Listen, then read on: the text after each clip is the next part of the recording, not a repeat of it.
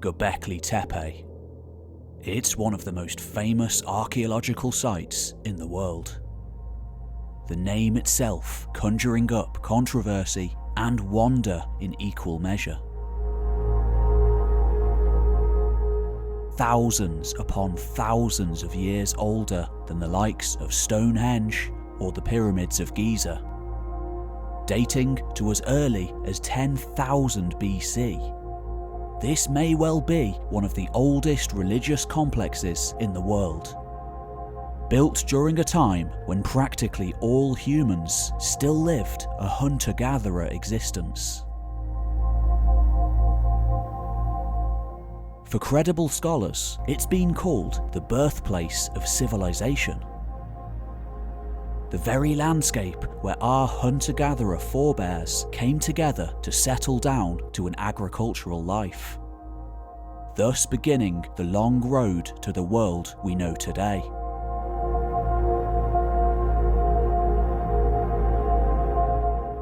For others, it's been called a landing pad for aliens, and even meeting place for ancient super-civilizations. Whatever your persuasion, if you're interested in the human story, no doubt you've heard the name. It's one of the most popular comments on YouTube after all. Well, now in 2020, an exciting new era for archaeology, with a smorgasbord of new technologies available.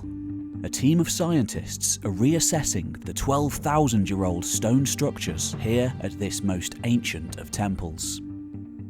This cutting-edge research, using computer algorithms to identify construction patterns, is providing fresh new insights into this incredible site. Just maybe identifying precisely how and when this place was built. Let's take a look.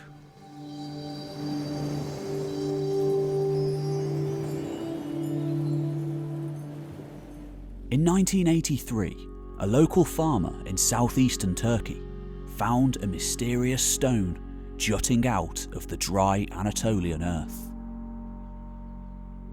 Animal symbols on its surface. It was old, he was sure of that, but how old, he couldn't tell. Taking it for inspection to the local museum, it was assumed to be medieval in origin, a relic of Eastern Roman rule in Asia Minor, around 1,000 years before. In the 1960s, a team of archaeologists had previously examined other stones in this area, coming to the conclusion that this landscape must have been a Byzantine cemetery because of the sheer numbers of broken slabs, assuming them to be tombstones. After all, similar animal motifs are found in medieval Eastern Roman art. For decades, few thought anything else on the matter. Until 1993, when German archaeologist Klaus Schmidt saw the stone for himself. Something just didn't add up, and he decided to reinvestigate the site. Full-on wide-scale investigations didn't begin until 2007, but by this time, Gobekli Tepe, meaning pot-bellied hill in the local language, was already making headlines all over the world.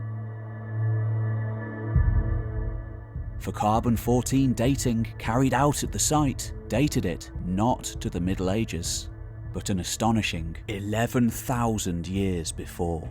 At the time, the oldest pre-pottery Neolithic site found anywhere to contain religious iconography, though many more have been found since.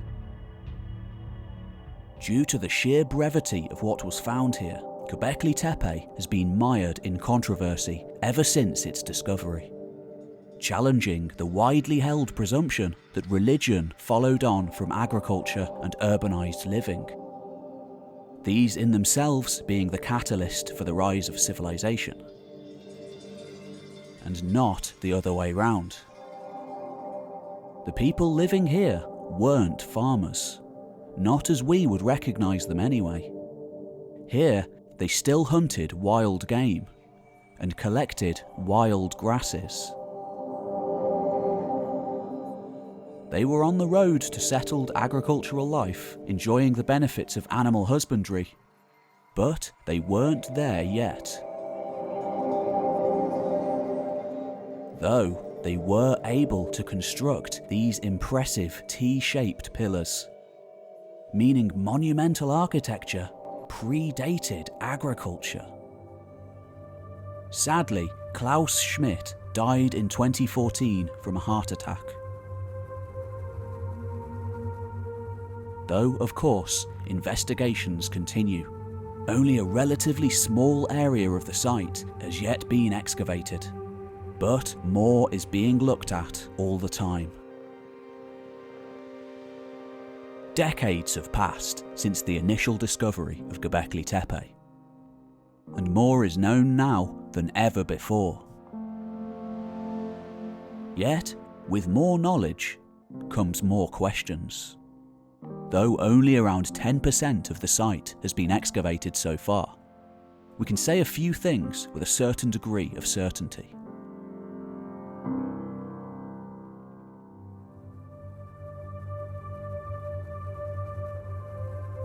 Like most sites of religious reverence all over the world, this wasn't a singular site during a single space of time. Stone tools here have allowed the site to be dated to the end of the last ice age, beginning from around 12,000 years ago. Yet, this was a temple that was remodelled and changed over the span of generations. For thousands upon thousands of years, in fact. Subsequent groups altering and building atop the structures built by the people that came before.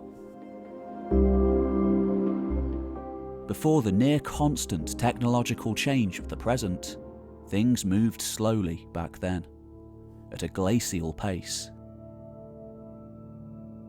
The pillars and standing stones here, often covered by strange animalistic symbols, come in a vast amount of different shapes and sizes. Interestingly, seeming to decrease in size and sometimes complexity over time.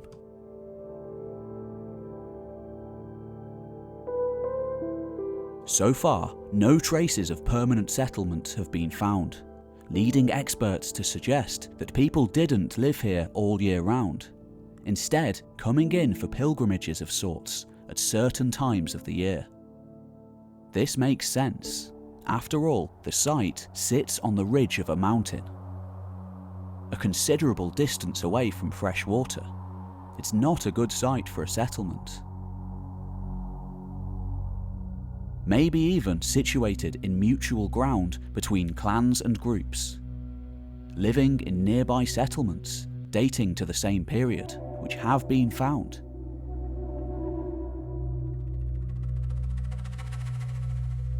Some containing the T-shaped pillars, such as at Gobekli Tepe. Maybe it was a shared spiritual belief which brought these people together. Perhaps even linked to their food sources, which were found here in abundance.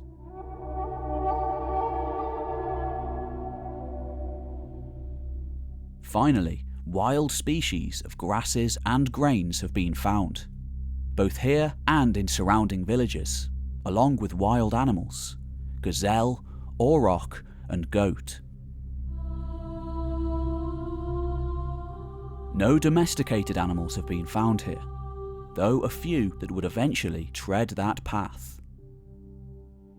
Was it here that these wild beasts first entered into a symbiotic relationship with man? A covenant leading to our world today. We can't say for certain, but it remains a real possibility that the temple here, and perhaps others throughout the Fertile Crescent, where we know agriculture and animal husbandry first stemmed, were integral in how the first settled communities in this part of the world came into being.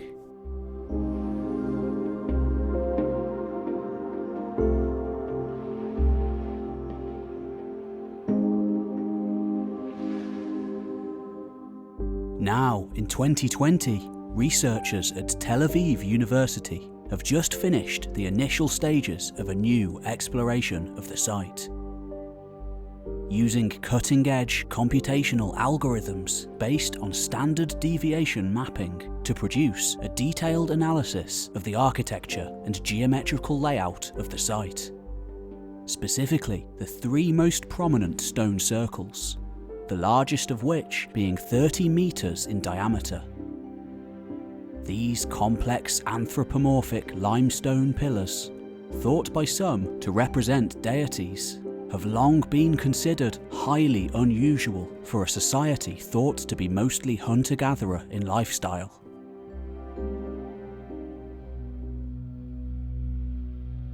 It had previously been assumed that these roughly circular ceremonial structures, once adorned with human skulls, had been built over time, gradually built on and added to over generations. However, this new analysis, published in the Cambridge Archaeological Journal in May 2020, suggests an unusually precise positioning for the stone circles, almost mathematical in its precision. The central pillars of each of these circles actually form an equilateral triangle with sides measuring 63 feet long. The rest of the circles don't make a triangle, just the central pillars, heavily suggesting that the oldest structures may have all been built at the same time.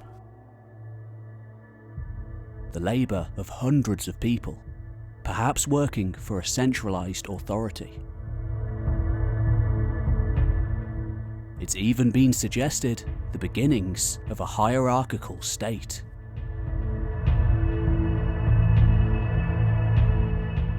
Rather than a spontaneous coming together of people, this site may in part have been a top-down process carried out by specialists, utilising very advanced construction techniques for the time.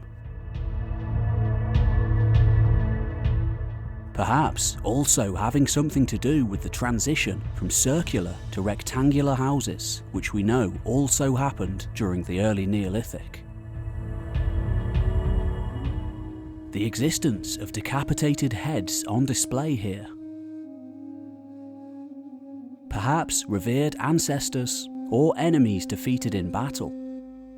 Further hints at a link between Gobekli Tepe and the skull cult found at other early Neolithic sites, such as at Jericho, a large settlement often called the first city in history.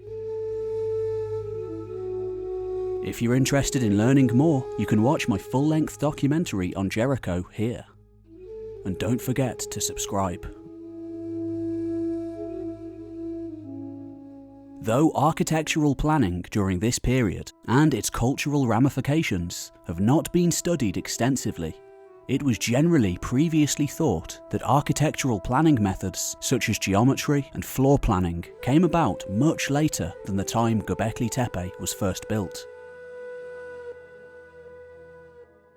The most important and basic methods of architectural planning thought to have been devised in the Levant as part of the Natufian culture, a singular archaeological culture that spanned much of the region during the period following Gobekli Tepe's construction, with many other sites scattered across the landscape, and no doubt many more lost down the millennia.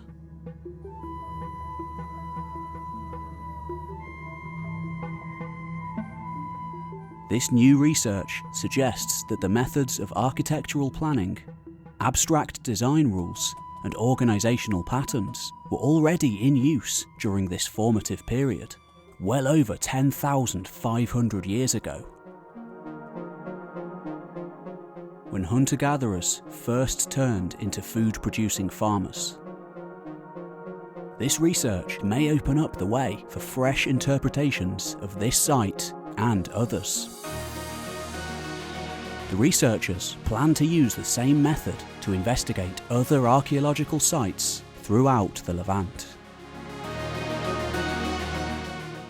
As always, investigations continue.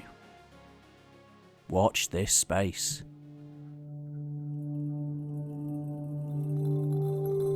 Hello folks, Pete Kelly here. I'm the one-man team behind this channel and History Time.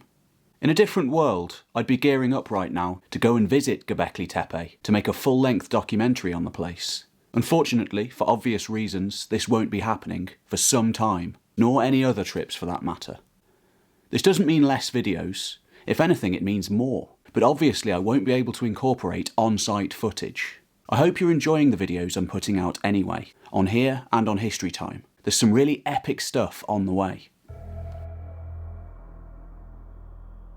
In other news, me and my brother David, who runs Voices of the Past, are using the lockdown to start a brand new channel, covering the entire history of our planet. 2 episodes are out already, and you can go and watch them right now. And don't forget to subscribe. You've been watching Archaeology News. Don't forget to like, subscribe, share, and let me know in the comments what you'd like to see covered in the future. And I'll see you on the next one.